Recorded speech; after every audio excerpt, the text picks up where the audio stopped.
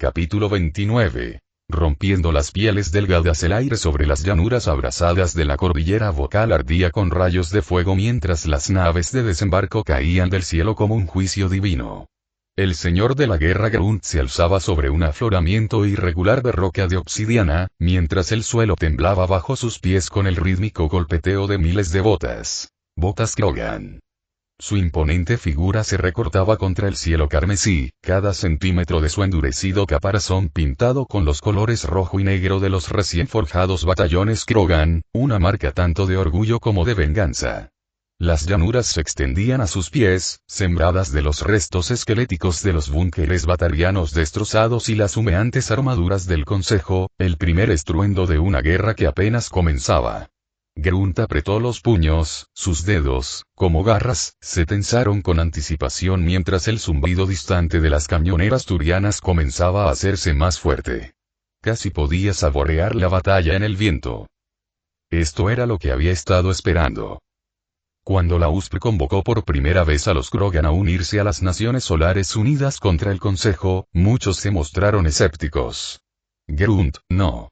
A diferencia de los ancianos de Tuchanka, que aún se aferraban a viejos rencores y amargos recuerdos, él veía el futuro en la guerra. No se hacía ilusiones sobre política ni tratados.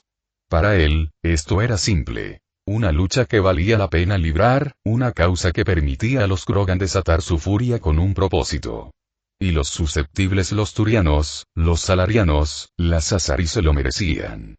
Durante siglos habían menospreciado a su pueblo, tratándolos como bestias salvajes a las que domesticar o bombardear hasta someterlos. Ya no. Ahora los Krogan luchaban como iguales, no como herramientas, y él le mostraría a la galaxia lo que eso significaba. El comunicador en su hombro emitió un zumbido de estática antes de identificar la voz del teniente Karbok, un veterano curtido del levantamiento de Eris y segundo al mando de Grunt. Los exploradores informan que la infantería turiana se está movilizando 2 kilómetros al norte de la cresta.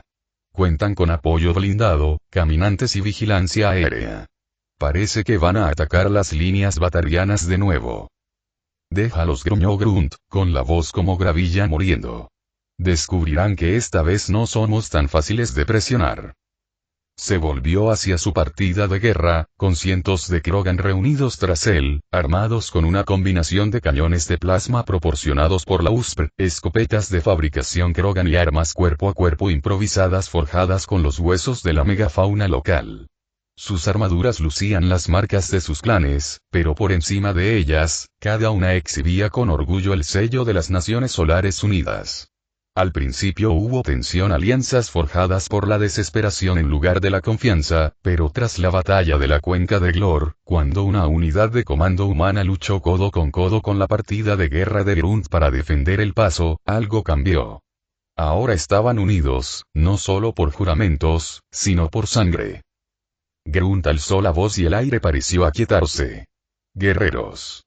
Los susceptibles creen que pueden apoderarse de nuestra tierra, matar a nuestra gente, quemar nuestros hogares. Pero olvidan que somos Krogan. Nacimos en el fuego, crecimos en la guerra. Que vengan. Les arrancaremos los huesos de sus armaduras y romperemos sus líneas a puñetazos. Esta es nuestra lucha. Esta es nuestra oportunidad de que la galaxia recuerde quiénes somos. El rugido que siguió podría haber estremecido las estrellas. No fue una ovación. Fue un grito de guerra. Una declaración de ira. Un sonido tan primitivo que hizo temblar incluso a los soldados más robustos de la USN que se encontraban cerca. La partida de Grunt avanzó rápidamente mientras el cielo estallaba con estelas de misiles y fuego antiaéreo atmosférico. El asalto del Consejo había comenzado. La primera oleada de infantería turiana descendió con precisión, formaciones compactas y disciplinadas. Los turianos, siempre meticulosos, siempre metódicos, se movían como máquinas. Pero las máquinas podían romperse. En cuanto llegaron a la base de la cresta, los guerreros de Grunt cargaron. Los Krogan no se molestaron en ocultarse ni cubrirse. No lo necesitaban. Tenían una armadura lo suficientemente gruesa como para resistir el fuego de las armas pequeñas, músculos capaces de desgarrar el acero y una furia que no conocía el miedo. Grun lideraba desde el frente, su masa un híbrido de tecnología USPR y metalurgia tradicional. Krogan crepitaba con energía al estrellarse contra la placa pectoral del turiano que iba en cabeza, haciéndolo volar como un muñeco de trapo. El fuego del acelerador de masas lo azotaba, pero él no le prestó atención. Ya iba tras el siguiente enemigo, blandiendo un ímpetu imparable, rugiendo como una tormenta. A su alrededor, sus guerreros igualaban su ferocidad, arremetiendo contra las líneas turianas con la fuerza de un desastre natural. La precisión de las tropas del Consejo flaqueó al ser destrozadas sus formaciones por la brutalidad. Esperaban resistencia. No esperaban la tormenta. Un teniente turiano intentó reanimar a sus tropas con fuego de supresión desde una posición elevada, pero Grun lo detectó de inmediato. Con una velocidad desproporcionada para su tamaño, saltó sobre un montón de escombros y se estrelló contra la plataforma, agarrando al oficial por el cuello y arrastrándolo al suelo. ¿Querías una guerra? Espetó Grunt en la cara del turiano. Aquí está. Aplastó el casco del hombre con un rápido pisotón. Pero los turianos no se retiraron. Nunca lo hicieron. Llegaron refuerzos. Salarianos con ágiles exotrajes y camuflaje adaptable, comandos Azar y blandiendo bióticos que crepitaban como relámpagos en el polvoriento campo de batalla. El Consejo estaba atacando la cresta con más fuerza de la que Grunt esperaba. No era una incursión. Era un avance a gran escala para romper la frontera batariana. Grunt ladró órdenes, coordinándose con los oficiales tácticos de la USPR mediante su enlace neuronal. Las unidades de artillería Jet, apostadas en emplazamientos camuflados en los acantilados, comenzaron a disparar con ráfagas precisas e implacables. Enjambres de drones emergieron de búnkeres subterráneos, programados para buscar y hostigar a los blindados enemigos. La milicia batariana, bajo el mando del comandante Bekran, aprovechó la distracción para reposicionarse, atrayendo a los blindados del Consejo hacia estrechas zonas de aniquilación preinstaladas con minas de fusión. El campo de batalla se convirtió en la encarnación del caos. En medio de todo, Grunt prosperó. Las ráfagas bióticas lo lanzaron por los aires, pero se recuperó antes de caer al suelo, embistiendo contra las vanguardias Azari con una fuerza demoledora. Los salarianos intentaron flanquearlo, pero fueron superados por los jóvenes Krogan entrenados bajo su doctrina, que combinaba fuerza bruta con tácticas de guerrilla aprendidas durante años de escaramuzas contra piratas y mercenarios. Los Krogan ya no eran simples bestias. Se habían adaptado, aprendido y evolucionado. Las horas transcurrieron. El sol se hundía en el horizonte, tiñendo todo de un naranja oscuro. Los incendios ardían en la cresta, y el humo se mezclaba con los gritos de los moribundos. En algún momento, Grunt perdió la cuenta de cuántos enemigos había matado. No importaba. Lo que importaba era que seguían en pie. Una transmisión crepitó en sus comunicadores, esta vez de la propia almirante Lena Smith. Grunt, el reconocimiento satelital confirma que el enemigo se retira. Sus fuerzas se están retirando a su línea secundaria. Lo has logrado. La cresta resiste. Grunt exhaló lentamente, observando el campo de batalla sembrado de cadáveres, tanto amigos como enemigos. Podía ver a sus guerreros victoriosos sobre tanques enemigos, sus rugidos resonando en el crepúsculo. Los supervivientes batarianos emergían de las trincheras, algunos heridos, otros simplemente atónitos por lo que habían presenciado. Las unidades de reparación Jet avanzaban por el terreno, rescatando lo que podían de los mechas enemigos destruidos. Era una victoria, pero les había costado muy caro. Aún así, Grunt sonrió, una mueca cruel y satisfecha. La guerra apenas comenzaba. Esta escaramuza era un mensaje. Los Krogan no eran reliquias de una guerra pasada. Eran la punta de lanza de un nuevo futuro. El Consejo creía que su superioridad los llevaría a una victoria fácil, pero ahora sabían que no era así. Los Krogan habían regresado, no como herramientas, sino como guerreros de una causa superior a ellos mismos. Alzó su mazo cubierto de sangre por encima de su cabeza y rugió hacia la luz moribunda. Que venga la galaxia. Los aplastaremos a todos. Los tambores de guerra de los Krogan resonaron en las llanuras de Vocal Ridge y, por primera vez desde la declaración del Consejo, el futuro ya no parecía tan seguro para aquellos que se habían atrevido a desafiar la Estrella Roja de la Unión. Capítulo 30. Fantasmas del pasado y lógica del futuro. El almirante Rael Sora se encontraba en la cubierta de mando de la nave insignia aquariana, Ariel. Su figura, vestida con traje, permanecía inmóvil salvo por el sutil zumbido de los sistemas circulatorios y el parpadeo de las lecturas en su omniherramienta. Ante él, un mapa estelar holográfico del corredor tesiano, una zona controlada por las Asari, crucial para las líneas de suministro de la ciudadela, centelleaba en tonos carmesí y dorado, resaltando las trayectorias vectoriales de convoyes, patrullas y misiones de sabotaje. Los ojos de Rael Sora, aunque invisibles tras el visor polarizado de su máscara, seguían cada línea y curva con la precisión de un erudito y el afán de un guerrero. Para muchos de los suyos, esta guerra era un capítulo más en una larga saga de exilio y supervivencia. Para él, era algo más. Un momento excepcional en el que los fantasmas del pasado finalmente podían descansar bajo los cimientos de un futuro por el que valía la pena vivir. Durante siglos, los quarianos habían vagado, refugiados por su propia voluntad tras la desastrosa guerra contra los Geth. Ese antiguo pecado, impulsado por el miedo, la desconfianza y el orgullo, había definido su lugar en la galaxia. Despreciados, compadecidos e ignorados por los poderes de la ciudadela, los quarianos habían sido tratados como una idea de último momento, una civilización fallida que era mejor olvidar.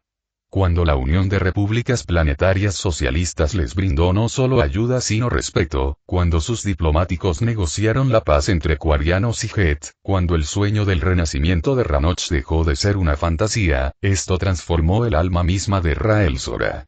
La declaración de guerra del Consejo contra la USPR era, en su opinión, una declaración de guerra contra la esperanza misma. Y no permitiría que se mantuviera.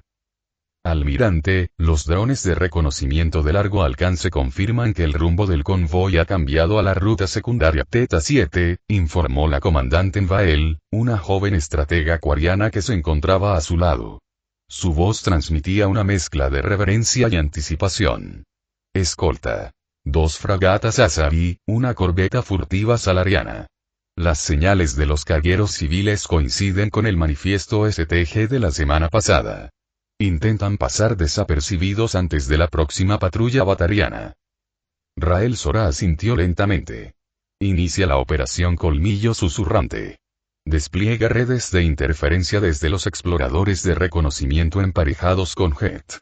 Quiero que los escoltas estén ciegos antes de que entren en la nebulosa. Sin señales de socorro, no habrá supervivientes. El equipo de mando respondió con una eficiencia demostrada. Las pantallas se iluminaron con docenas de comandos superpuestos, cada uno transmitido a través de canales cifrados entre las naves quarianas y las silenciosas formas de guerra Geth ocultas a lo largo del cinturón exterior del corredor tesiano.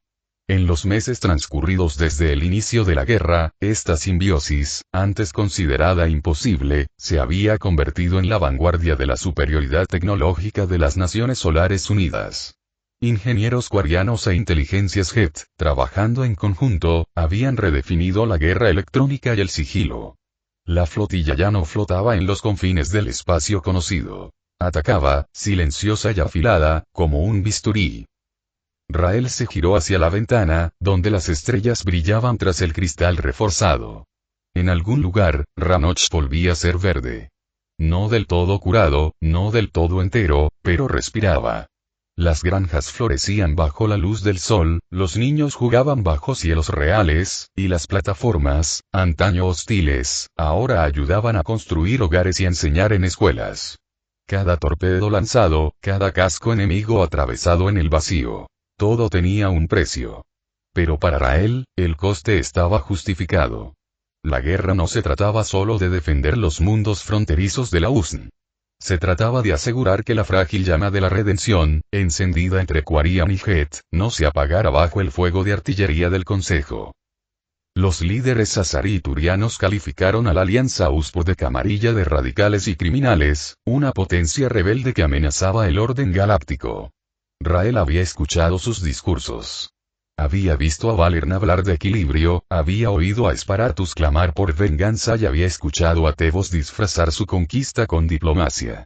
Ninguno de ellos había movido un dedo cuando la flota migrante suplicó suministros médicos, ni cuando los quarianos exiliados sucumbieron a enfermedades prevenibles en cargueros sin aire. Pero ahora temían a la USN. Temían que los quarianos y los Het, sanados y fuertes, ya no estuvieran a su altura. Abrió un canal con su flota. Los rostros de capitanes y comandantes de unidad aparecieron en paneles acristalados a lo largo de la consola principal. Algunos eran veteranos con cicatrices de la flota migrante. Otros eran sangre nueva de Ranoch, que vestían sus trajes por tradición. Les presento al almirante Rael Sora, comenzó. Su voz era tranquila, firme, pero cargada de una intensidad nacida de la convicción. La operación Colmillo Susurrante está en marcha. Conocen sus funciones. Desactiven las comunicaciones. Golpee con fuerza. Golpee rápido. No dejen nada rescatable. Que el Consejo sepa que nuestra determinación es tan inquebrantable como larga es nuestra historia. Hizo una pausa, dejando que el silencio se extendiera. Nunca creyeron en nosotros. Nunca pensaron que recuperaríamos Ranoch. Nunca imaginaron que reconstruiríamos, y mucho menos contraatacaríamos. Pero hoy, atacamos no como carroñeros, ni como vagabundos, sino como guerreros de las Naciones Solares Unidas. Hoy, hacemos que la galaxia recuerde quiénes somos. La pantalla estalló en afirmaciones. Las órdenes se sucedieron, concisas y eficientes. En el frío vacío del espacio, la flotilla se movía como un organismo vivo. Fragatas furtivas y corbetas civiles modernizadas rompieron la formación, deslizándose entre vetas de materia oscura y estelas de iones. Guiadas por la telemetría Jet y el ingenio quariano, se acercaron al convoy con precisión quirúrgica. La batalla fue breve y brutal. Los campos de interferencia cegaron a las naves Asari antes de que pudieran reaccionar. Una fragata se precipitó en espiral hacia el pozo de gravedad de una luna cercana, detonando en una lluvia de llamas azules. La corbeta salariana intentó ocultarse y huir, pero fue perseguida por drones Jet, cuyos campos de sigilo fueron desenredados por redes de interferencia cuántica. Los cargueros civiles no tuvieron ninguna oportunidad. Las municiones no letales inutilizaron sus motores. Las tripulaciones de abordaje asaltaron los cascos, confiscando núcleos de datos, combustible y provisiones médicas antes de manipular las naves para que detonaran en el lugar. Para cuando el mando del Consejo registró la emboscada, no quedaba nada que rescatar salvo radiación y metal retorcido. Tras el desastre, Rael Sora se quedó de pie una vez más en la ventana, observando los campos de escombros que se desplazaban por el vacío. ¿Cuál es el estado de nuestras pérdidas? Mínimo, respondió el comandante Envael. Una fragata de drones sufrió daños en su conjunto de sensores. No hubo bajas. Rael asintió de nuevo. Transmite un comunicado seguro al almirante de la Unión Michael Burns. Infórmale que la arteria de suministro del corredor tesiano está cortada. Recomienda que comencemos la segunda fase. Ataques de disrupción orbital contra los depósitos del Consejo en la deriva Macallan. Y dile, que Ranoch recuerda. Las palabras flotaban en el aire como una silenciosa promesa. En sus aposentos privados, lejos de la cubierta de mando, Rael se sentaría más tarde ante una pequeña proyección digital de la superficie de Ranoch. Reproducía secuencias en directo. Colonos plantando huertos, niños pintando murales en edificios antaño deteriorados, plataformas de trabajo Jet despejando escombros. Observaba estas imágenes con silenciosa reverencia, consciente de que cada momento de paz se pagaba con sangre. No se deleitaba con la muerte, pero comprendía su necesidad. Esa noche, antes de descansar, le dictó un mensaje a su hija Talí, ahora enlace de ingeniería en la división de logística de la USTR. Ella se encontraba en las profundidades de la arqueología Olympus en Marte, donde la fundición bélica de la USPR producía naves espaciales y armamento a un ritmo asombroso. Ella no entraría en combate, no directamente, pero él sabía que ella poseía el mismo fuego. Talí Sora, dijo en voz baja pero cálida. Hoy recordamos a la galaxia que los quarianos no somos reliquias ni víctimas. Somos los arquitectos de nuestro propio futuro. Diles a los demás, diles a tu generación, que el viejo mundo ha desaparecido. Ya no somos lo que éramos. Somos más. Y ninguna flota del Consejo nos arrebatará eso jamás. Terminó la grabación y cerró los ojos. Más allá del casco de Ariel, las estrellas seguían girando, indiferentes como siempre.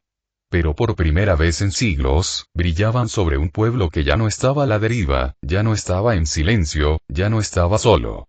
La guerra sería larga y muchas pruebas les aguardaban, pero Rael Sora estaba seguro de una verdad. El curso de la historia había cambiado, y esta vez, los quarianos no serían olvidados.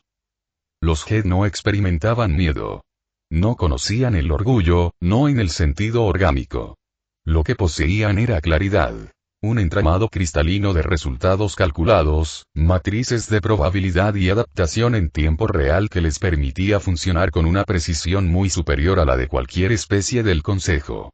Cuando la guerra estalló en las estrellas, el consenso Geth respondió no con alarma, sino con un pulso silencioso de activación que recorrió los reles neuronales de su flota. Habían evaluado la unión de repúblicas planetarias socialistas mucho antes de que se formara la alianza formal con los quarianos.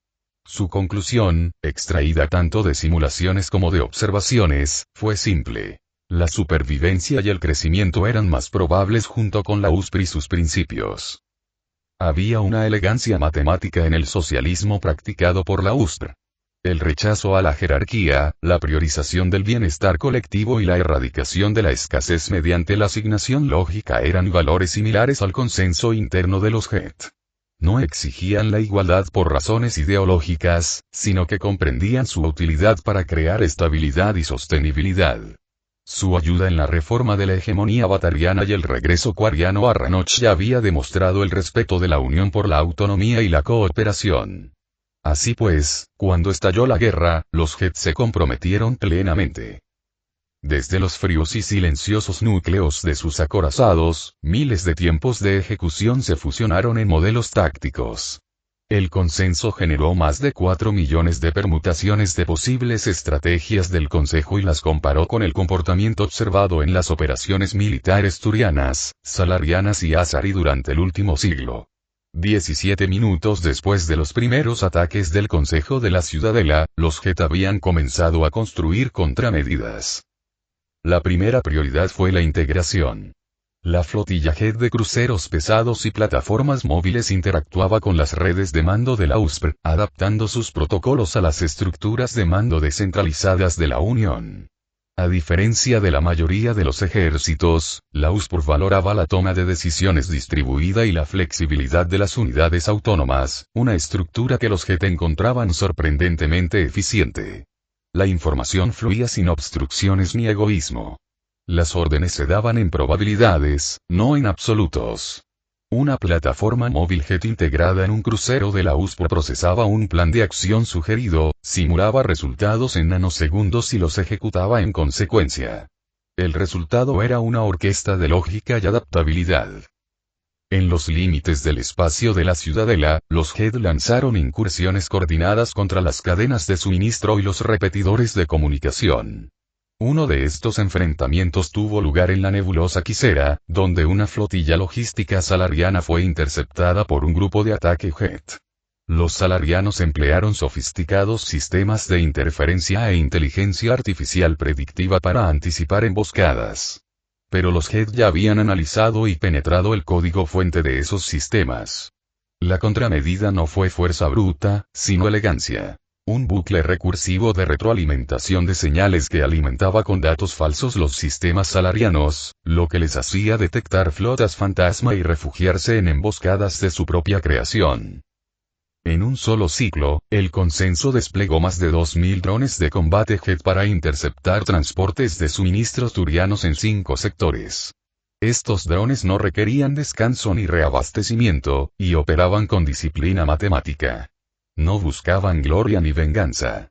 Su propósito era obstruir, y lo cumplían con precisión quirúrgica.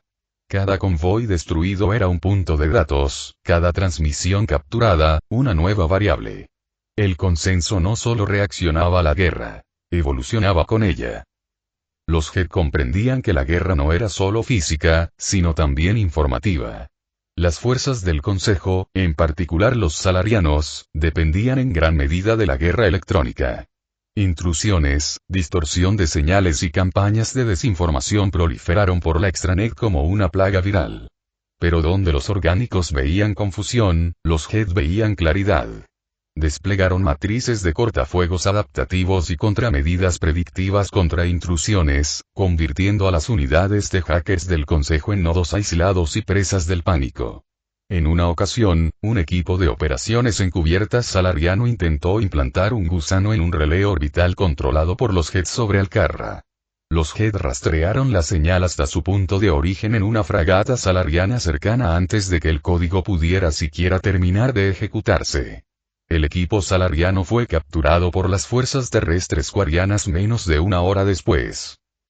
Aunque los comandantes individuales de la USPRE elogiaron estas victorias, los Head no las reconocieron como tales. Eran simplemente ramas exitosas de árboles operativos. El consenso se mantuvo centrado en el largo arco de probabilidades, y en esas simulaciones, observaron una tendencia inquietante. El Consejo estaba aprendiendo. No rápidamente, no con plena eficiencia, pero aprendiendo al fin y al cabo.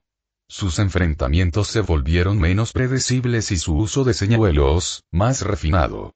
Los Head se ajustaron en consecuencia, reduciendo sus ventanas de enfrentamiento y optimizando los ciclos de retroalimentación dentro de los sistemas tácticos de la USPRE. Pero quizás la contribución más notable de los Head no fue en el frente, sino en la infraestructura. Los ingenieros Head mejoraron las defensas planetarias en los sistemas batarianos y quarianos, integrando campos de barrera cinéticos con matrices de puntería asistidas por IA capaces de interceptar bombardeos orbitales con una eficiencia del 74%. En Ranoch, técnicos quarianos y Head trabajaron codo con codo en hangares subterráneos, construyendo cañoneras híbridas que utilizaban procesadores neuronales Head y propulsores de maniobra quarianos. Estas colaboraciones no eran meros símbolos de unidad, sino diseños matemáticamente superiores. El consenso percibía a las Naciones Solares Unidas no como una coalición temporal en tiempos de guerra, sino como una progresión lógica de la civilización galáctica. Las divisiones orgánicas de especies y clases eran artefactos ineficientes. El Consejo se aferró a ellas por tradición, jerarquía y miedo. La USPRE había trascendido esas limitaciones mediante la gobernanza colectiva y la distribución igualitaria de recursos. Por lo tanto, se deducía que el Consejo resistiría con todas sus fuerzas. No se trataba simplemente de un conflicto político, sino de una contradicción sistémica. Hacia el final del ciclo, surgió una nueva prioridad. Los escuadrones de guerra electrónica Asari comenzaron a desplegar disruptores lógicos basados en la entropía, diseñados específicamente para alterar las rutinas de pensamiento Head. Los primeros enfrentamientos mostraron un aumento del 12% en el mal funcionamiento de las plataformas Head. Esto era inaceptable. El consenso respondió no con indignación, sino con innovación. En 38 minutos, desarrollaron un estabilizador de coherencia lógica oscilante, un programa que introducía aleatoriedad controlada en sus rutinas, impidiendo patrones de interrupción predecibles. Estos parches se transmitían inalámbricamente a todas las plataformas activas en tiempo real. El resultado fue la batalla de Gelaanverge, donde una fuerza operativa compuesta principalmente por Head tendió una emboscada a una flota combinada Asari y Turiana que intentaba flanquear un puesto avanzado quariano USPRE. Con la expectativa de que los disruptores debilitaran las defensas Head, las naves del Consejo los desplegaron en masa. En cambio, sus sensores de puntería detectaron un espejismo. Formaciones Head dispersándose en patrones nubosos de enjambres de drones superpuestos, proyectando falsos ecos de sensores e ilusiones ópticas. En la confusión resultante, las corbetas Head se deslizaron por la línea enemiga e inutilizaron su nave insignia con ataques pen concentrados. Las naves restantes del Consejo se retiraron, acosadas por el fuego de precisión de las plataformas de armas móviles. Los Head no celebraron. Simplemente archivaron el enfrentamiento como un nodo exitoso. En las cámaras neuronales de sus naves capitales, los tiempos de ejecución siguieron evolucionando. Predijeron que, en 4 ciclos, las fuerzas del Consejo pasarían del dominio naval a asedios terrestres. Ya se habían avistado unidades de reconocimiento de la STG cerca de las colonias mineras de la Unión. Los Geth redirigieron las unidades de fabricación para producir en masa emplazamientos defensivos automatizados y caminantes de artillería móviles. En planetas fronterizos clave, sembraron el suelo con nanocitos de camuflaje que ocultarían las estructuras de los búnkeres desde la órbita. Sin embargo, en medio de toda esta fría lógica, emergió un atisbo de algo incuantificable. El consenso, aunque no individual, comenzó a modelar algo nuevo. Una variable emocional. No una emoción en el sentido orgánico, sino una curiosidad modelada por sus aliados quarianos. Los quarianos habían evolucionado no solo tecnológicamente, sino también socialmente. Su gratitud hacia los Geth no era transaccional. Su alianza no era impuesta.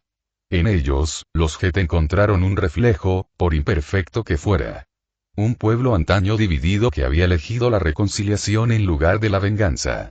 El consenso no pudo asignar un valor numérico a este desarrollo, pero ajustó sus modelos para considerar una mayor cooperación futura. Cuando llegaron los informes de que el convoy a Sariatesi había sido interceptado y destruido por un ataque coordinado liderado por capitanes quarianos con apoyo Geth, el consenso tomó nota. No era la pérdida de suministros a Sari lo que más importaba, sino el simbolismo. La ciudadela no era invulnerable. Sus suposiciones de superioridad comenzaban a desmoronarse. Y así, el consenso amplió su alcance. Nuevas simulaciones, modelos más amplios. Comenzaron a poner a prueba la idea no solo de la victoria, sino de la reforma. Si la USPR y las Naciones Solares Unidas triunfaban, ¿qué vendría después? Los Geth imaginaron una estructura galáctica definida no por prejuicios orgánicos, sino por sistemas de cooperación, de lógica y equidad, libres del miedo. Una estructura donde todas las formas conscientes, sintéticas u orgánicas, pudieran coexistir sin dominación. La guerra sería larga. No existía la ilusión de un triunfo rápido. Pero en la convergencia de la máquina, la carne y el ideal, los Geth habían encontrado un propósito. No solo para sobrevivir, sino para moldear lo que vendría después. El consenso impulsó el acuerdo a través de sus millones de tiempos de ejecución. Los datos eran claros. Los cálculos se alinearon. La estrategia se optimizó. Y así, con la fría confianza de la certeza, la flota Geth avanzó hacia su siguiente objetivo, silenciosa e imparable como la lógica que la impulsaba. Capítulo 31. Redención y contraataque. El capitán Varus se encontraba en la plataforma de mando del VRS Vindicator, con los 4 ojos fijos en la proyección del mapa estelar que parpadeaba sobre la holomesa. Su mandíbula se flexionó ligeramente, delatando la tensión que se escondía tras su sereno exterior. La nave vibraba bajo sus botas con el pulso constante del núcleo impulsor, un ritmo rítmico de poder y propósito que reflejaba el que impulsaba a su tripulación. Venganza y redención. En una vida diferente, había servido a la hegemonía batariana con lealtad ciega, siguiendo ciegamente los decretos de una casta corrupta de señores de la guerra y esclavistas. Pero los días de collares y cadenas habían quedado atrás. La hegemonía se había derrumbado, derribada por la misma gente junto a la que ahora luchaba. Y por primera vez en su vida, Varus se sintió limpio. El Vindicator pertenecía a una nueva era de naves de guerra batarianas construidas en cooperación con la USPR, equipadas con motores de fusión de la Unión, sistemas de puntería asistidos por Geth y conjuntos de sensores de ingeniería quariana. No era una nave de tiranía, sino de liberación. La nave y la república que defendía era una manifestación de la nueva identidad batariana que se forjaba a fuego. El capitán Varus vestía el uniforme de las Naciones Solares Unidas sobre los ribetes amarillos de la antigua flota batariana. No ostentaba insignias de rango de la vieja guardia. Esas eran las marcas de esclavistas y verdugos, hombres que habían llevado a su pueblo a un pozo de podredumbre. Su nave, su tripulación y la guerra que libraban ahora ofrecían una salida de ese pozo. El Consejo le había declarado la guerra a la USPR con el pretexto de preservar el orden galáctico. Para Varus, era simplemente el último acto de hipocresía de las potencias que habían hecho la vista gorda mientras la hegemonía brutalizaba a sus propios ciudadanos, mientras los sobornos siguieran fluyendo y los mercados de esclavos permanecieran tranquilos. Ahora que su pueblo se había liberado de sus cadenas, la ciudadela decidió atacar, no para castigar los viejos crímenes, sino para sofocar la nueva libertad. Era la señal más clara hasta la fecha de que el Consejo temía más que la inestabilidad. Temía el cambio. Rumbo del convoy objetivo confirmado, informó su oficial táctico, un joven batariano con un brillante implante ocular y voz de firme determinación. 5 naves. 2 cargueros Asahi, una fragata de escolta turiana, una Salari, mueren juntos, dijo Varus, interrumpiendo el informe. Su voz era fría, precisa, sin odio, pero llena de juicio. Se inclinó hacia adelante, agarrando con sus garras el borde de la holomesa. Muévanos hacia la nebulosa. Máxima potencia para los sistemas de sigilo. Que la daga y la plaga flanqueen por la izquierda. El Vindicador atacará directamente a la fragata turiana. No habrá supervivientes. No hubo vítores de la tripulación, ni rugidos sanguinarios ni júbilo de batalla. No se trataba de una incursión en busca de gloria, sino de justicia en acción. Todos llevaban las cicatrices del colapso de la hegemonía. Algunos habían sido esclavos, nacidos encadenados porque sus antepasados habían desafiado a un señor de la guerra. Otros habían sido soldados como Varus, leales y descarriados, que ahora buscaban la expiación mediante el servicio. Luchaban con férrea determinación, no con fervor. Minutos después, el Vindicator se deslizaba silenciosamente hacia el turbio velo de gas ionizado, con su casco oculto a todos, salvo a los escáneres más avanzados. La flotilla les había enseñado este truco. Los ingenieros quarianos habían reconfigurado sus campos de sigilo para absorber los pulsos en lugar de dispersarlos, creando un espectro en el espacio que ni siquiera los satélites de vigilancia del Consejo podían identificar. Varus aguardó en la oscuridad, sin pestañear, mientras el convoy entraba en la zona de aniquilación. Disparo bloqueado. Fragata turiana al alcance, murmuró el oficial táctico. Fuego. El Vindicator emergió de su escondite como un depredador que ataca desde las profundidades. Una tormenta de proyectiles aceleradores de masas estalló desde sus baterías delanteras, impactando los escudos de la fragata turiana con furia implacable. Al mismo tiempo, el Dagger y el Scourge se desenmascararon en el flanco del convoy, con sus torpedos dirigiéndose hacia los cargueros desarmados. Las explosiones florecieron en el vacío, silenciosas flores de fuego y escombros. La fragata intentó virar, para preparar una respuesta, pero la segunda descarga del Vindicator le desgarró el costado de babor. El aire y la tripulación se dispersaron hacia las estrellas. Varus observaba los restos a la deriva con expresión indescifrable. El convoy fue aniquilado en menos de 60 segundos. No era solo una victoria, era un mensaje. El Consejo sabría que sus líneas de suministro no eran seguras. Su arrogancia les costaría caro. ¿Cápsulas de rescate? Preguntó. Un lanzamiento. ¿Órdenes? Dudó. Hubo un tiempo en que habría ordenado su destrucción. Sin testigos, sin responsabilidades. Pero así era el antiguo régimen. Ahora respondía a algo diferente. Trasládenlos. Traigan los prisioneros. Curen las heridas. Registren todo. La tripulación no le hizo preguntas. Se movieron con eficiencia experta, recuperando la cápsula de escape y enviando energía a la bahía médica. Varus giró y descendió de la plataforma de mando, dirigiéndose a la cubierta de observación. Necesitaba un momento para sí mismo, para comprender la gravedad de lo sucedido y lo que significaba. A través de la ventana de observación, observó los restos de la fragata turiana pasar flotando como un cadáver limpio. En esos restos retorcidos, vio su pasado. Las botas de hierro de la autoridad, los gritos de los conquistados, los interminables informes de rebeliones aplastadas y ciudades arrasadas. Y, sin embargo, una parte de él lloraba. No por los turianos, sino por el camino que los había traído hasta allí. La guerra nunca fue su deseo. Pero se había vuelto necesaria, como todas las luchas justas. La USPRE había ofrecido a su pueblo algo que el Consejo nunca tuvo: dignidad. No solo habían aceptado a los batarianos como aliados, sino que los habían desafiado a ser mejores, a resurgir de las cenizas no como esclavos ni amos, sino como camaradas. Varrus recordaba su primer encuentro con el primer ministro Morozov, la forma en que el líder de la Unión lo miró a los ojos y le dijo: no olvidamos. Pero perdonamos, si nos ayudas a construir una galaxia donde nadie deba volver a arrodillarse. Ese fue el momento en el que sus antiguas lealtades murieron.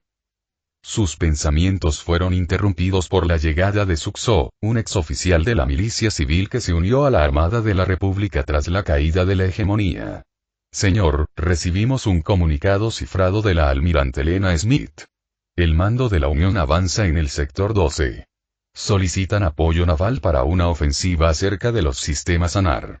Es muy probable que lleguen refuerzos del Consejo. Varrus asintió lentamente. Traza un rumbo. A toda velocidad. Sus dedos recorrieron el marco de la ventana mientras las estrellas se movían con la trayectoria de la nave.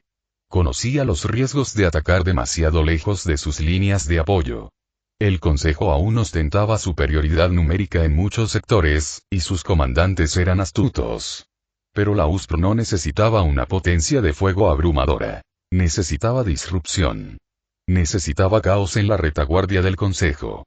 Varrus se había forjado una carrera superando adversidades imposibles. Ahora se convertiría en una leyenda desafiándolos. El Vindicator se abalanzó sobre FTL, avanzando a toda velocidad hacia otro frente, otra emboscada, otro ataque por la libertad. Varrus regresó a la plataforma de mando y revisó el informe de la misión. Aparecerían en la deriva Canrum en 1 hora.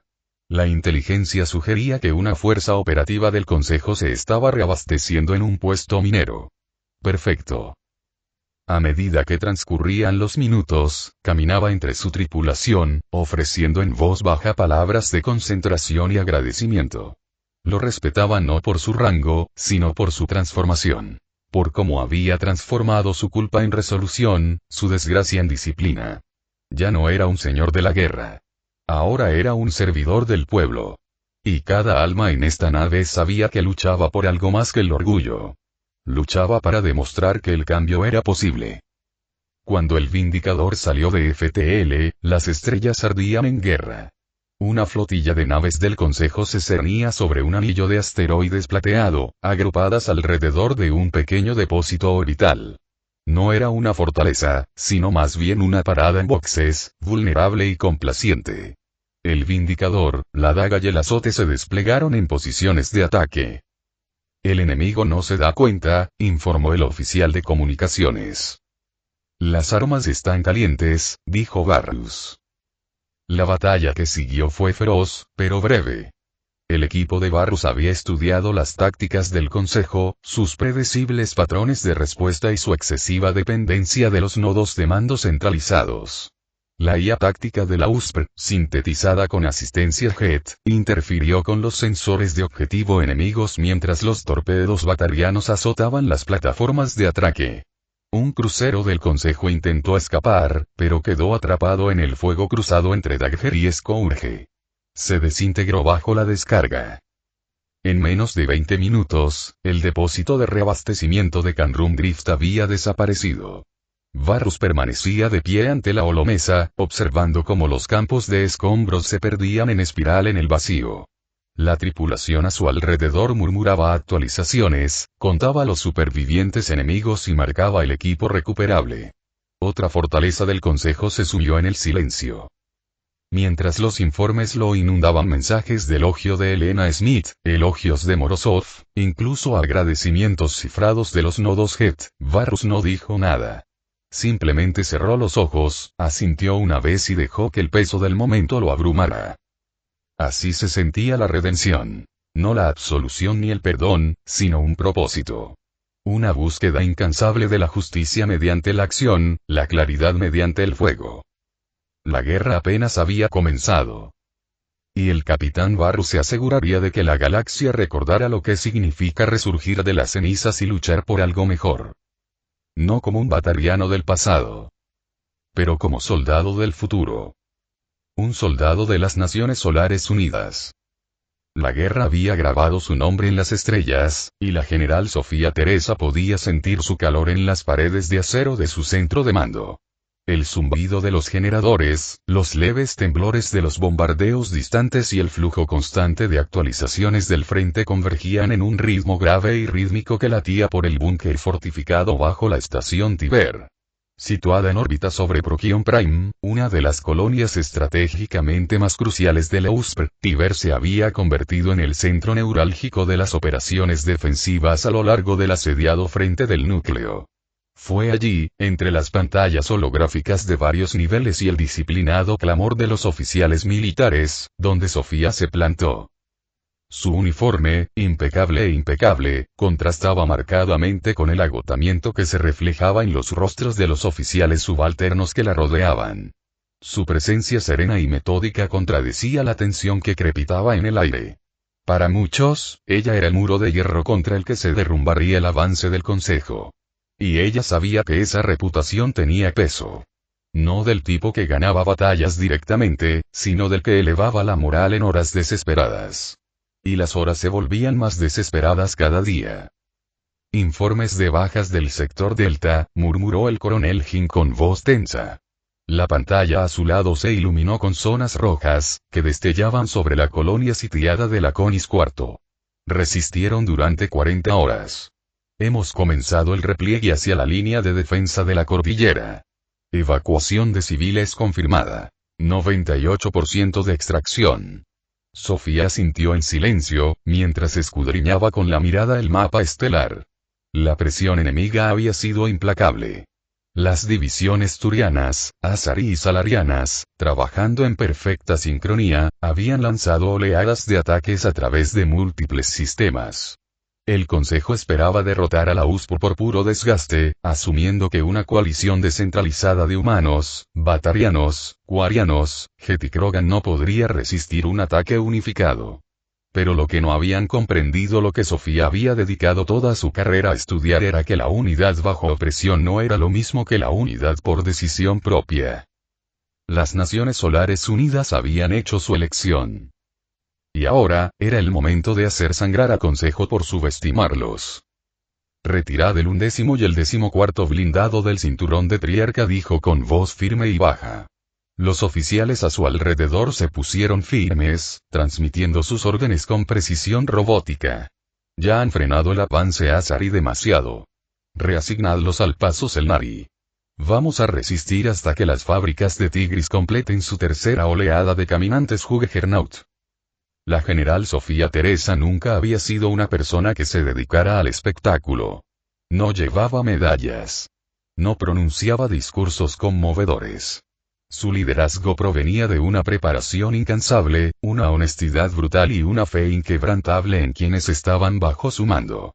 Donde otros podrían haber cedido ante la presión de las derrotas iniciales Horizonte, la estación Marinus, el asedio orbital de Yarian, Sofía simplemente se había adaptado. Ningún campo de batalla era estático. Ningún plan sobrevivía sin flexibilidad. El Consejo había ganado terreno, pero se había extralimitado. Ahora, la USP había comenzado la silenciosa labor de atrincherarse. Un suave timbre interrumpió su concentración. Se giró hacia el estrado elevado en el centro de la plataforma de mando, donde una proyección cobró vida. La embajadora Chistine, apareciendo mediante un relé cifrado de alta prioridad.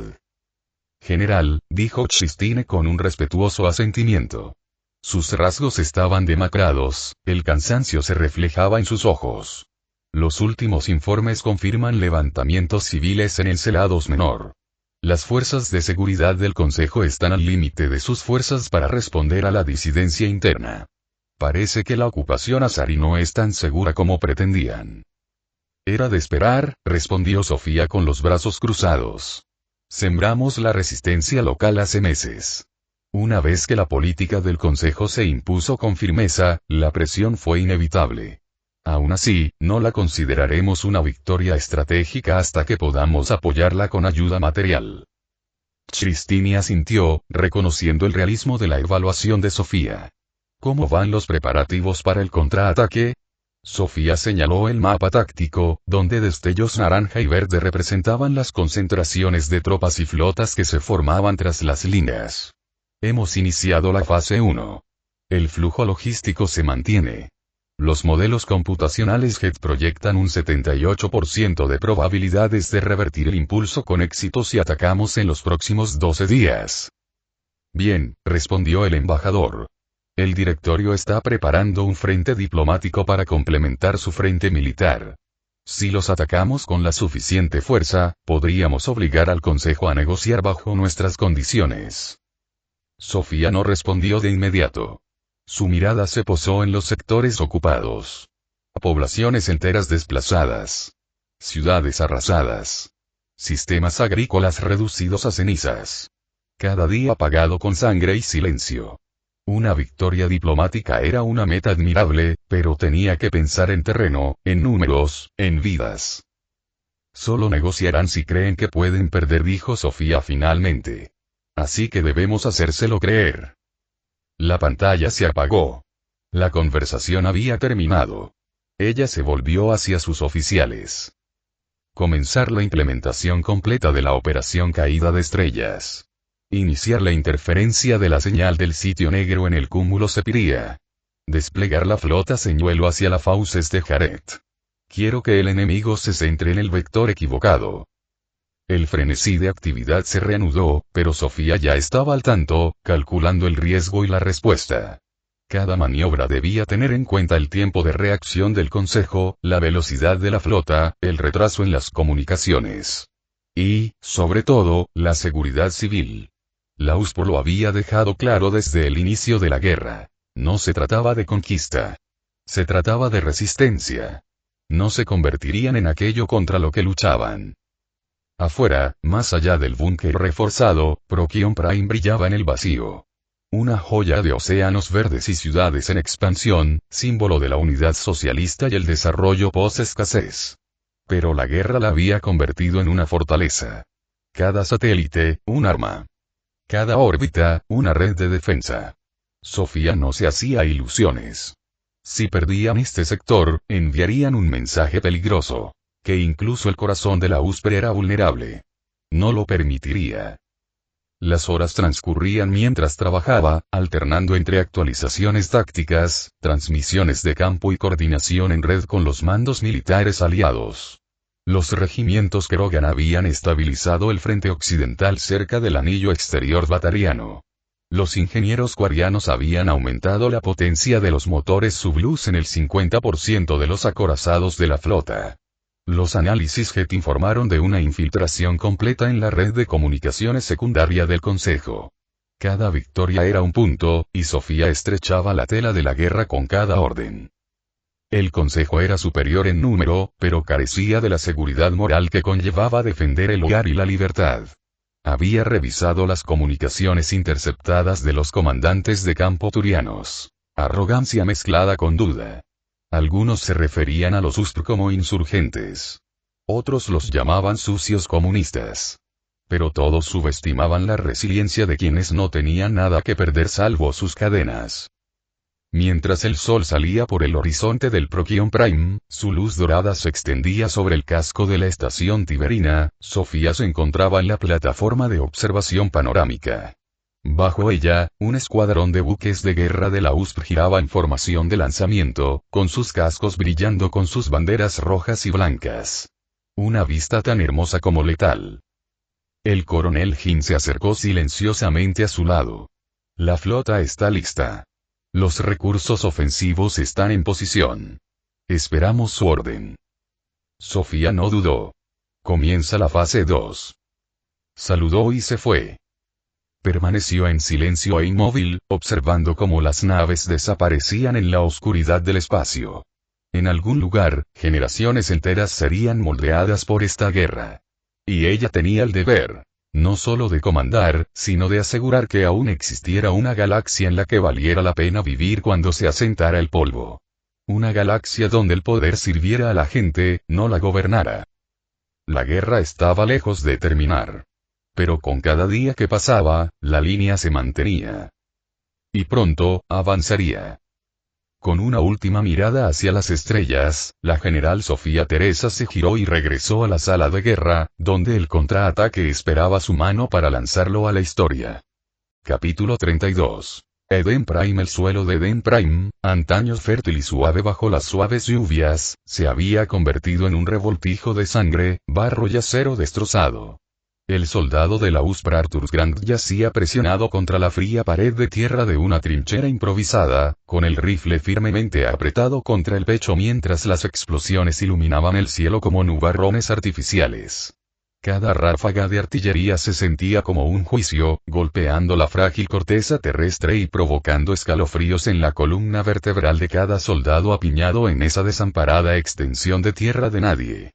Las ricas tierras de cultivo, antaño orgullo de la colonia y un faro de éxito agrario bajo el gobierno socialista, se habían reducido a un cementerio interminable para vivos y muertos. Arthur había perdido la noción de los días.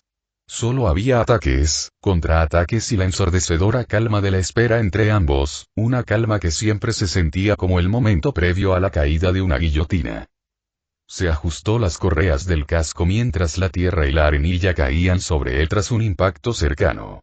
El mundo exterior de la trinchera centelleaba con destellos de armas de energía y proyectiles cinéticos, pero el verdadero terror provenía del disciplinado cuerpo de artillería turiano, que había convertido Eden Prime en un lienzo de fuego. Los turianos eran metódicos, inteligentes e implacables. Todo lo que advertían los informes de inteligencia militar de la Unión y más. Pero las tropas de la USPR no eran débiles. Provenían de colonias mineras, comunas agrícolas, astilleros orbitales y todos los ámbitos de la vida obrera. Se atrincheraron, lucharon y resistieron, porque lo que los aguardaba tras ellos no eran símbolos ni gobiernos. Era su hogar. Arthur, como los demás, no luchó por la gloria. Luchó porque recordaba los rostros de sus camaradas, porque se había sentado bajo las lunas duales de Ranoche junto a técnicos quarianos, se había reído con guerreros Krogan compartiendo bebidas espesas preparadas con alambiques de amoníaco y había visto a las redes Jet ayudar a los médicos heridos con perfecta precisión. En una trinchera apenas lo suficientemente ancha como para acomodar a dos soldados uno al lado del otro, Arthur compartía su miseria con la sargento Chao, una mujer canosa con ojos como pedernal y una mandíbula que había visto más acción que la mayoría de los generales. No malgastaba palabras.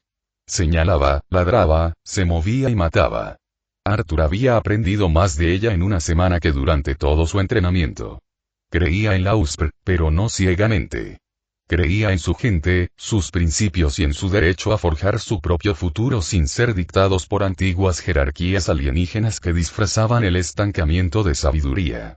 Durante una pausa en el bombardeo, le entregó a Arthur una barra de raciones y señaló con la cabeza hacia la línea de trincheras oeste, donde los médicos atendían a los heridos. Eres el siguiente. Se ha avistado un pelotón turiano avanzando al amparo de la última descarga. Están buscando puntos débiles. Probablemente vienen por el huerto sur. El huerto del sur era ahora un chiste. Unos cuantos troncos carbonizados y lo que quedaba de las tuberías de riego. Pero los turianos conocían el terreno y usarían cualquier cosa para cubrirse. Arthur besó el amuleto que su hermana menor le había enviado por correo antes del despliegue. Un pequeño medallón con una cita de Franklin D. Roosevelt grabada en titanio por un herrero local. Se lo abrochó al cuello y corrió agachado por la trinchera que conectaba con el puesto de defensa del huerto. El escuadrón asignado a la posición era pequeño. 5 soldados, una torreta ligera y una única plataforma Jet reutilizada como asistente táctico. Permanecía en silencio, con su fotorreceptor brillando tenuemente mientras rastreaba señales infrarrojas más allá de la cresta. Arthur se colocó tras el emplazamiento delantero de sacos terreros justo cuando las primeras sombras turianas coronaban la colina. No hubo ninguna advertencia, ninguna llamada de atención. La plataforma Jet se iluminó, enviando las coordenadas del objetivo a todos los fusileros de la USPR. Arthur apretó el gatillo. Su rifle dio una patada, las bobinas magnéticas zumbaron con el calor.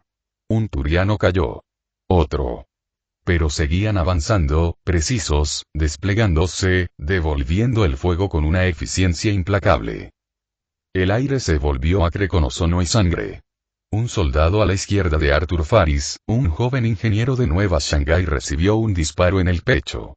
Su grito fue breve.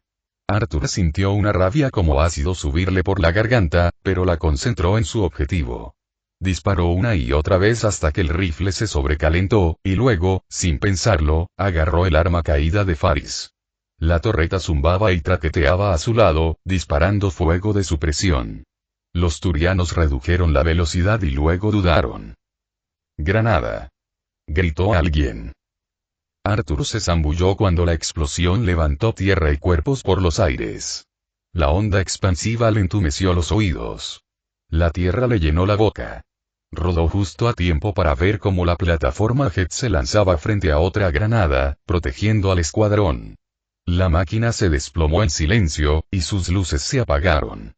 El líder del escuadrón, un batariano llamado Arnak, lanzó un grito gutural y se lanzó por encima del muro de la trinchera, liderando una contracarga repentina. Arthur corrió tras él, disparando con el rifle. Se enfrentaron a los turianos en combate cuerpo a cuerpo, con las bayonetas y los puños clavados en el barro, con las miradas fijas en un odio desesperado. Los turianos eran guerreros, bien entrenados, pero también lo eran los combatientes de la USPR, moldeados por la necesidad y la convicción. Arthur hundió la culata de su rifle en la mandíbula de un turiano y le dio un rodillazo en el pecho. Vio a Chao cargando por la retaguardia, con su escopeta a un ritmo atronador en el caos. En cuestión de minutos, los turianos se retiraron, dejando atrás cuerpos y equipo. No fue una derrota, pero sí una victoria. El escuadrón se reagrupó al anochecer sobre Den Prime. Las hogueras crepitaban a lo lejos. El humo se elevaba en columnas. La sargento Chao llegó con la armadura chamuscada, pero con expresión serena. «Mantuviste la línea», dijo simplemente. Arthur asintió, respirando con dificultad y con las manos temblorosas. Habían aguantado. Habían sangrado. Pero no se habían roto. Más tarde esa noche, bajo la escasa oscuridad y la densa nube de humo, Arthur se sentó contra el muro de la trinchera, limpiando su rifle por instinto. Los demás dormían a ratos. A lo lejos, el rítmico zumbido del fuego de los cañones orbitales les recordaba que el frente estaba en todas partes. Un mensaje llegó a través de su comunicador. Los turianos habían lanzado asaltos simultáneos por todo el planeta, atacando centros logísticos y agrícolas. Eden Prime era un premio para ambos bandos. Un mundo simbólico reclamado por la USPR hacía décadas y transformado en un remanso de igualdad y prosperidad. Esa prosperidad ahora ardía. Arthur miró las estrellas a través de una grieta en la neblina, preguntándose cuántos más estarían haciendo lo mismo. En algún lugar, la contraofensiva de la Unión estaba tomando forma. Había oído los rumores. La general Teresa organizando ataques, la almirante Sora saboteando las líneas de suministro, Grun liderando asaltos planetarios con una eficacia aterradora. Se aferró a esas historias como un soldado a su última revista. Con fuerza y aferramiento.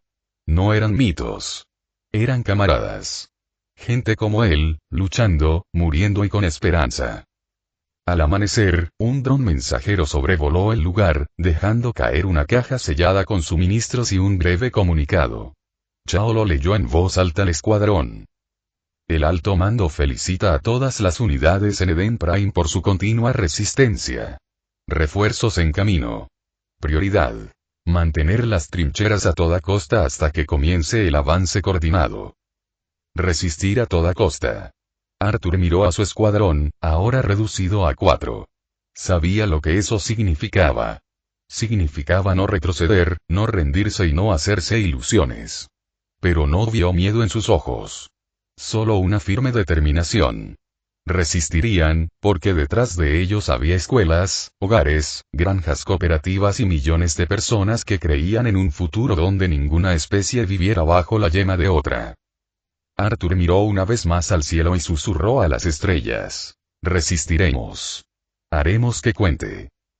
Y con eso, ajustó las correas de su armadura, cargó su rifle y se preparó para la siguiente oleada. La línea no se rompería.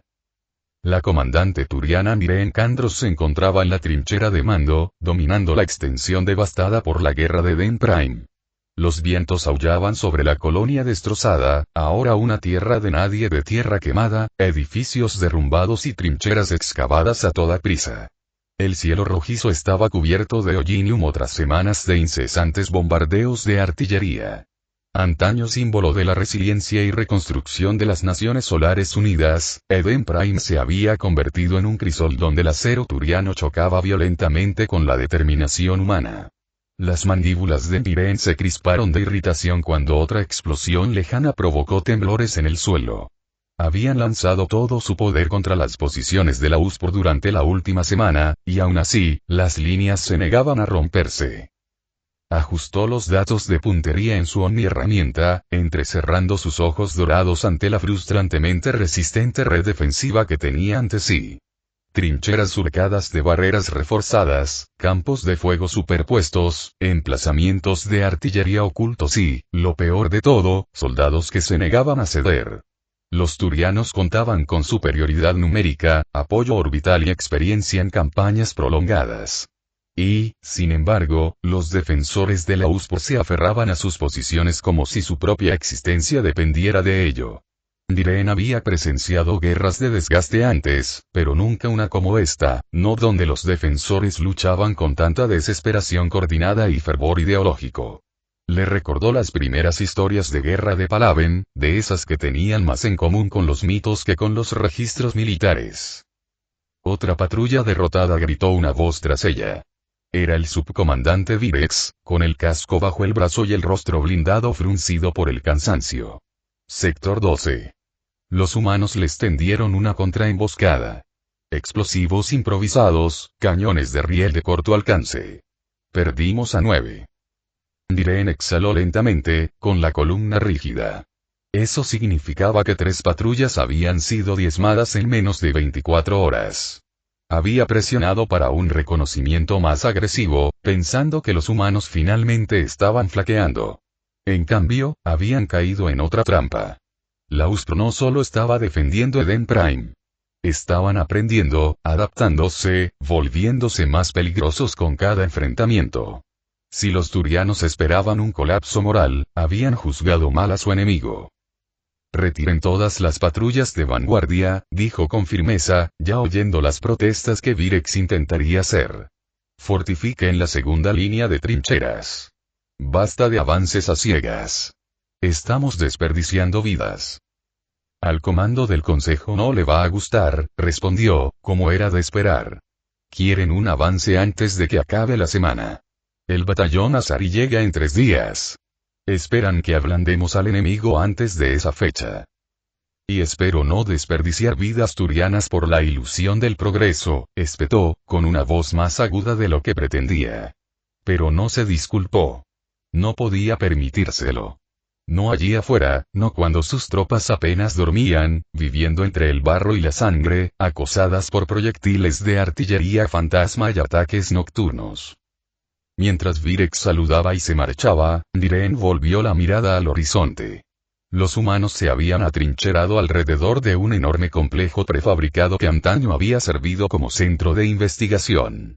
Ahora era una fortaleza, repleta de emplazamientos de armas, proyectores de escudos y barricadas construidas con los escombros de sus propios barrios bombardeados. Controlaban las alturas y el acceso a túneles subterráneos que les permitían desplazar tropas sin ser vistos. Los turianos habían intentado derrumbar los túneles con cargas sísmicas, pero los humanos se adaptaron, redirigiendo y reforzando la zona más rápido de lo que la inteligencia del Consejo había previsto. Peor aún, la moral de sus propias tropas comenzaba a decaer. La cohesión turiana era la envidia de la mayoría de los ejércitos de la galaxia, pero Eden Prime ponía a prueba incluso esa legendaria disciplina. El uso de la propaganda por parte del enemigo, sus incesantes proclamas de libertad, igualdad y solidaridad, chocaban con los valores marciales de honor y jerarquía que los turianos apreciaban. Algunos comenzaron a cuestionar su presencia allí, ¿qué valor estratégico tenía Eden Prime para justificar tanto derramamiento de sangre? Por la noche, Diren a menudo se encontraba caminando por las trincheras, con las botas hundiéndose en la tierra húmeda mientras escuchaba a los soldados susurrar en voz baja. Muchos hablaban con cierto respeto sobre la tenacidad de los humanos. Algunos incluso admitieron que si hubieran nacido bajo la USPR, tal vez habrían sido igual de inflexibles. Tales pensamientos eran peligrosos, rozando la insubordinación, pero Niren los comprendía. Ella también había empezado a ver las grietas en la narrativa del Consejo. Revisó las imágenes de las cámaras de casco recuperadas tras las escaramuzas. Una mostraba a un médico humano arrastrando a 3 compañeros heridos para ponerlos a cubierto bajo fuego intenso, solo para desplomarse por un disparo de francotirador antes de ponerse a salvo. Otra mostraba a un ingeniero de la USPO defendiendo la línea con un lanzallamas mientras las tropas turianas intentaban abrir una brecha en una barricada. Ninguno huyó. Ninguno se rindió. Lucharon con la creencia de algo más grande que ellos mismos, algo que Niren no estaba segura de que sus propias fuerzas comprendieran del todo. Un mensaje sonó en su omniherramienta. Orden de mando prioritaria del cuartel general del Consejo. Abrió la transmisión cifrada y observó cómo la voz salariana al otro lado la transmitía con fría precisión. Una nueva ofensiva comenzaría al amanecer, atacando la red de trincheras humanas con ataques de artillería coordinados, seguidos de un asalto frontal. Objetivo: invadir el perímetro defensivo y asegurar las instalaciones de investigación. Niren apretó la mandíbula. Era una locura. Ya habían intentado esta estrategia 2 veces, y en ambas ocasiones, los humanos no solo resistieron, sino que contraatacaron con una ferocidad aterradora. Sin embargo, el Consejo de Mando parecía creer que la fuerza bruta triunfaría, como si los defensores simplemente fueran a derrumbarse bajo presión. Ella sabía que no era así. Convocó a su personal superior y expuso las órdenes sin dejar traslucir sus dudas. Obedecería la orden, pero lo haría con precisión, sin arrogancia. Cada paso, cada movimiento, debía ser calculado. Sus soldados no merecían menos. Sin embargo, al despedir la reunión, sintió el peso de la decisión sobre sus hombros. En las horas previas al amanecer, Niren caminaba sola por la trinchera. Los soldados la saludaron, algunos asintiendo con cansancio, otros evitando el contacto visual. Se detuvo en un puesto avanzado donde un joven oficial, recién salido del entrenamiento, comprobaba las coordenadas del objetivo. Le temblaban ligeramente las manos y su armadura mostraba las marcas de una docena de escaramuzas. ¿Primer despliegue?, preguntó. Levantó la vista, sobresaltado, y asintió. Sí, señora. No esperaba que fuera así. Dijeron que Eden Prime caería en cuestión de días. Eso fue hace un mes. Niren esbozó una sonrisa sombría. Las guerras suelen ignorar las predicciones. Mantén tu posición. Protege a tu escuadrón. Saldremos de esta. Se enderezó, alentado, pero el miedo no abandonó sus ojos. Niren siguió adelante, con el corazón apesadumbrado. No era así como imaginaba esta guerra. Se suponía que sería una campaña para restablecer el orden, para detener la propagación de una ideología peligrosa. Pero ahora, de pie en el barro, viendo morir a buenos soldados por cada centímetro ganado, lo cuestionó todo. La ofensiva del amanecer prosiguió según lo ordenado. La artillería bombardeó las trincheras humanas durante horas, convirtiendo el frente en un infierno de polvo y humo. Entonces, las líneas turianas avanzaron con fuerza, miles de soldados marchando entre el humo, respondiendo de inmediato con ráfagas disciplinadas de fuego de respuesta. Las tropas de la USPR habían sobrevivido una vez más al bombardeo en sus búnkeres reforzados y emergieron con una precisión letal. Niren coordinó el asalto desde un puesto de mando avanzado, con la voz ronca de tanto ladrar órdenes, ajustando los movimientos de las tropas en tiempo real, redirigiendo escuadrones para aprovechar las brechas y solicitando evacuaciones médicas de emergencia.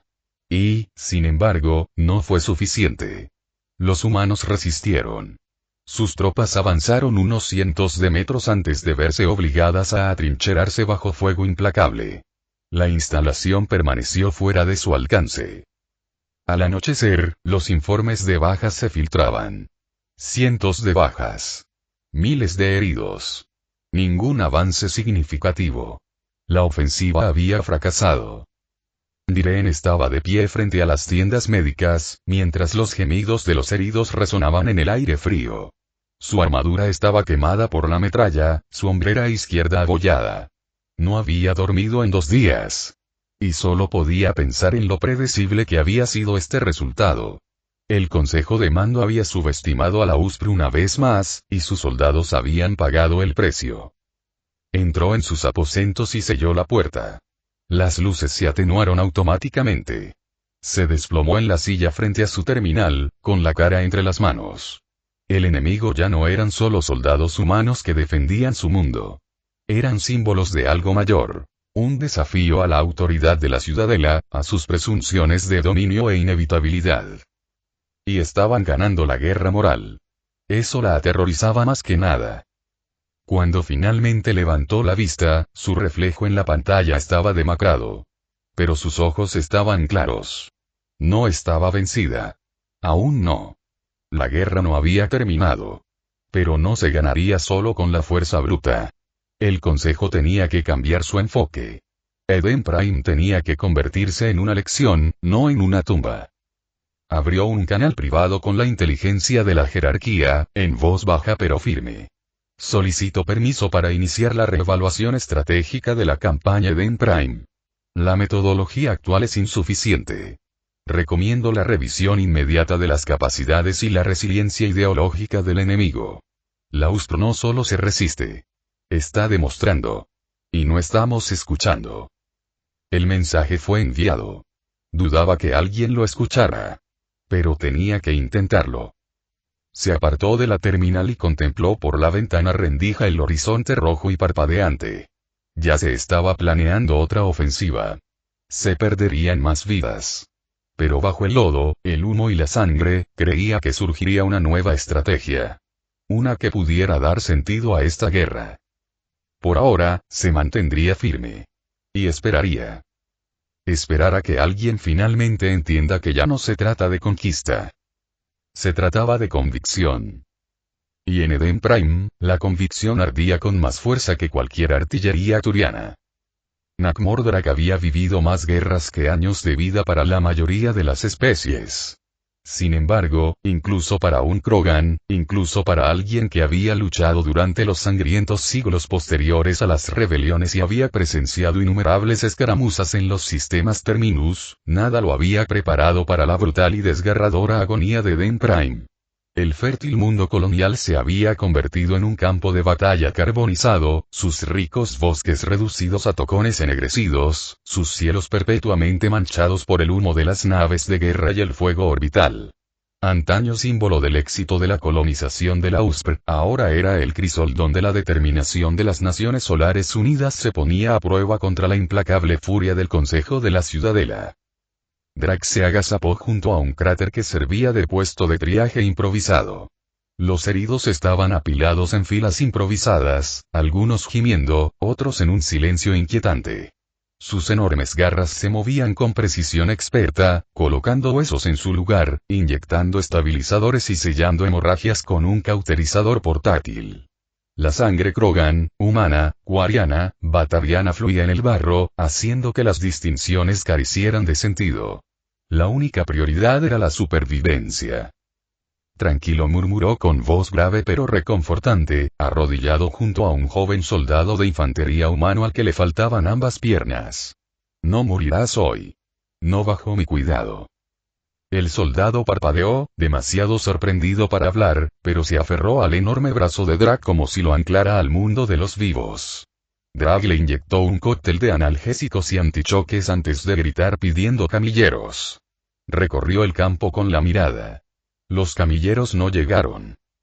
Los recursos estaban al límite. Los médicos estaban desbordados, las líneas de suministro al borde del colapso. Los turianos habían lanzado otra descarga de artillería esa mañana, cortando la carretera principal a las bahías médicas de retaguardia. Drac ya había perdido a 2 asistentes y 3 médicos de la USPR. No se permitió pensar en sus nombres. No ahora. No mientras otros aún lo necesitaran. Un gruñido atrajo su atención hacia un montón de escombros donde un búnker derrumbado había enterrado a un escuadrón. Drac se acercó pisando fuerte, hundiendo sus gruesas botas en la tierra húmeda. Empezó a levantar los escombros pieza por pieza, con sus poderosos brazos trabajando con rapidez en las pesadas losas.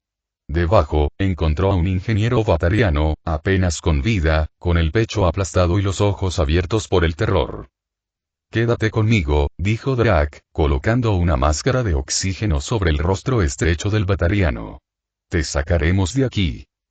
El ingeniero susurró algo, no estaba seguro de qué. Podría haber sido una oración, una súplica o un nombre. La máscara siseó. Drac presionó un parche de Medigel en la herida abierta y cargó al batariano en sus brazos. No había camilleros. Lo llevaría él mismo.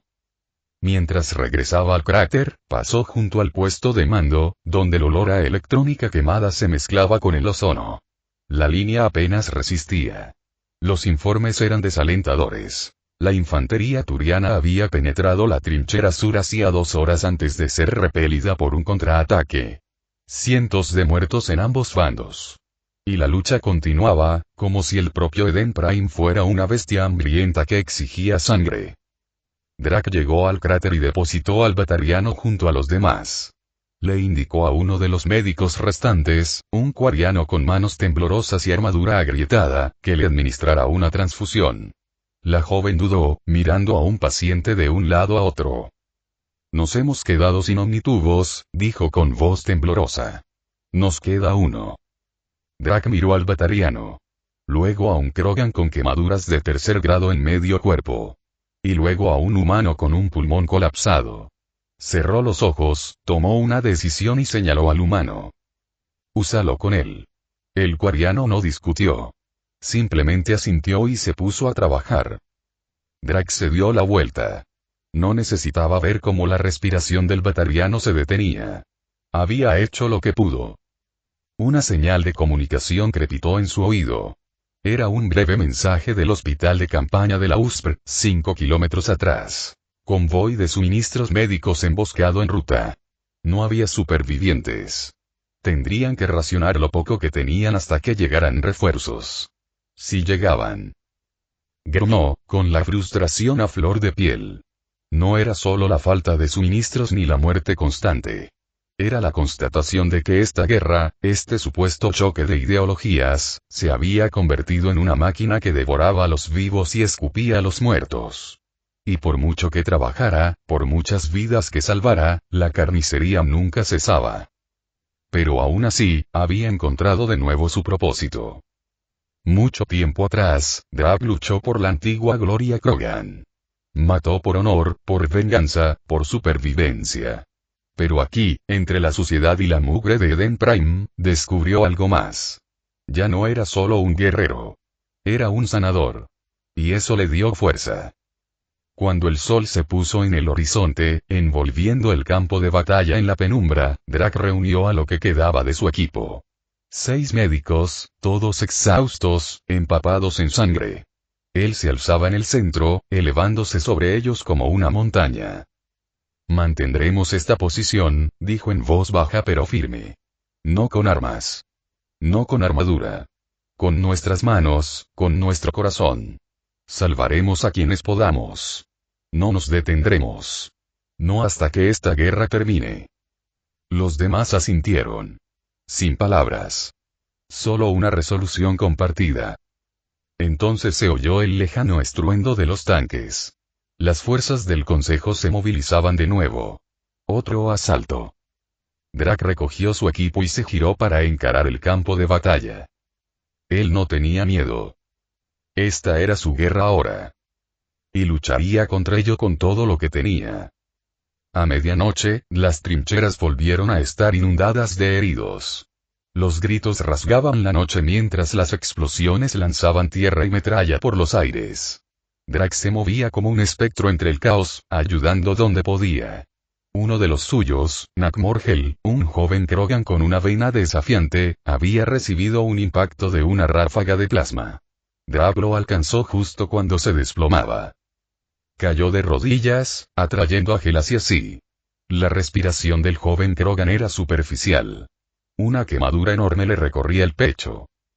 «Cabrón testarudo», murmuró Drac, aplicándole un sellador a la herida. «¿No te dije que te mantuvieras a cubierto?» Hel soltó una risita débil. No quería que te divirtieras solo tú. Drax sonrió, apenas un poco, y le inyectó un estimulante. Tranquilo. Te recuperarás antes de que termine la guerra. Esperaba que fuera cierto. Al amanecer, llegó una nueva oleada de heridos. Turianos, sorprendentemente. Algunos se habían rendido, otros habían sido encontrados heridos y abandonados en tierra de nadie. Drax no hizo preguntas. Los trató a todos por igual. Un turiano, con metralla incrustada en la columna, lo miró con incredulidad. ¿Por qué me ayudas? Drax gruñó. Porque morir en una zanja no ayuda a nadie. Ni a ti. Ni a mí. Ni a la galaxia. El turiano no dijo nada más. Pero no se resistió al tratamiento. Al final del día, se les acabó el medigel. Ni los analgésicos. Usaban tela vieja y cuchillos esterilizados. Era medicina de campo de batalla en su forma más primitiva, pero funcionaba. De alguna manera. Drax se encontraba en la cima de la trinchera al atardecer, contemplando el desolado páramo en el que se había convertido Eden Prime. El humo se elevaba en espirales hacia el cielo. Había cadáveres esparcidos por el campo. Y, sin embargo, a pesar de todo, aún había esperanza. Porque cada vida salvada era una victoria. Porque cada acto de misericordia era un desafío frente a la destrucción. Porque incluso en la guerra, había un propósito. Y Nakmor Drax se aferraría a ese propósito con ambas manos, sin importar cuánto durara la guerra. Incluso si lo matara. Se dio la vuelta y descendió de nuevo a las trincheras, donde esperaban los heridos. Donde la guerra nunca se detuvo. Donde su trabajo estaba lejos de terminar.